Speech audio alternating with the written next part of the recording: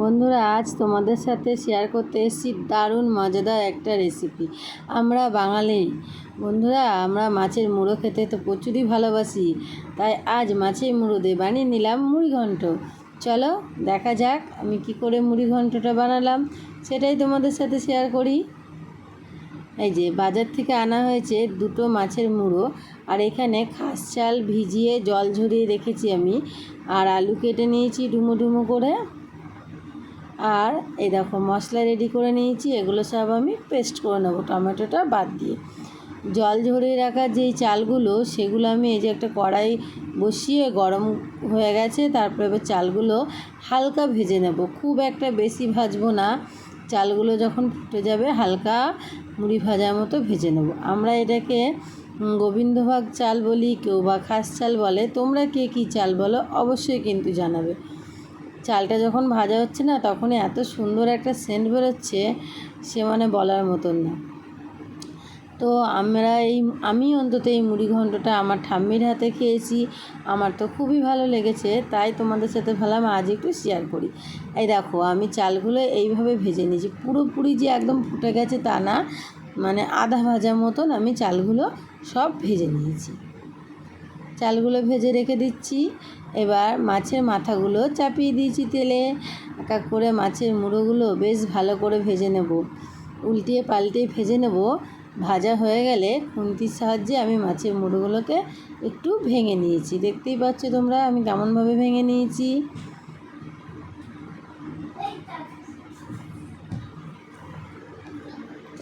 মাছের মুড়োগুলো ভাজা হয়ে গেলে এবার আমি সেই তেলে চাপিয়ে দিয়েছি আলু। সামান্য লবণ হলুদ দিয়ে আলুগুলোকেও বেশ সুন্দর করে ভেজে তুলে নিয়েছি। বন্ধুরা, তোমাদের যদি ভিডিওটা ভালো লাগে লাইক কমেন্ট করে অবশ্যই পাশে থাকবে। আর নতুন বন্ধুদের বলছি, যারা চ্যানেলটা সাবস্ক্রাইব করোনি তারা চ্যানেলটা সাবস্ক্রাইব করে পাশে থাকবে, আমিও তোমাদের পাশে থাকবো। আলুগুলো ভেজে নামিয়ে নিয়েছি, কড়াইতে দিয়ে দিচ্ছি তেল, দিয়ে দিলাম গোটা জিরে, আর দিয়ে দিচ্ছি তেজপাতা আর দুটো শুকনো লঙ্কা।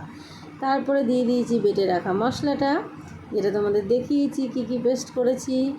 আর দিয়ে দিচ্ছি লবণ হলুদ, আর দিয়ে দেবো কেটে রাখা টমেটোটা, দিয়ে মশলাটা ভালো করে একটু কষিয়ে নেব।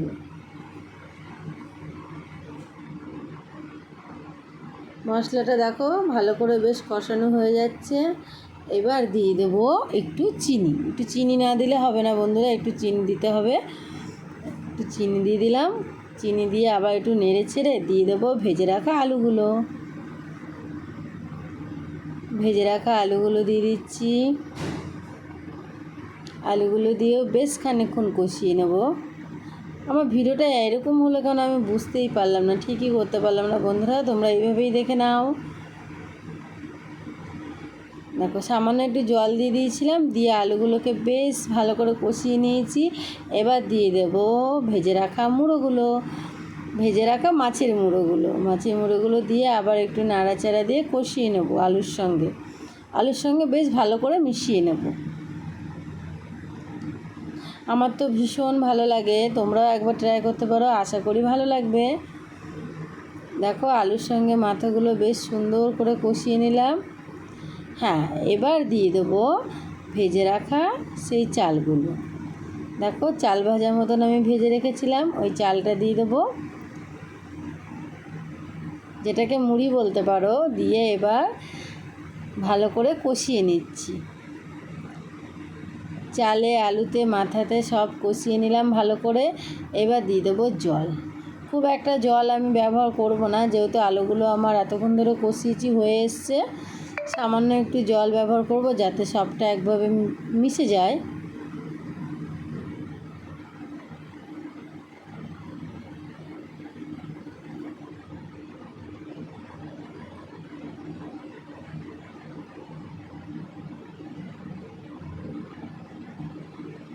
দেখতেই পাচ্ছ ফুটে গেছে।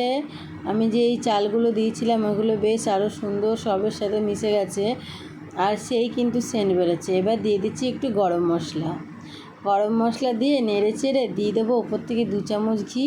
রেডি হয়ে যাবে আমার মাছের মাথায় মুড়ি ঘন্ট।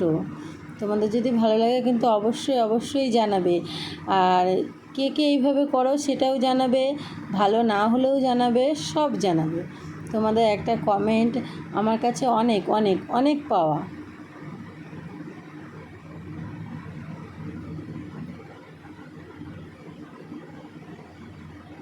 দেখেছো আমি এইভাবেই তৈরি করে নিয়েছি মাছের মাথা দিয়ে মুড়িঘণ্ট।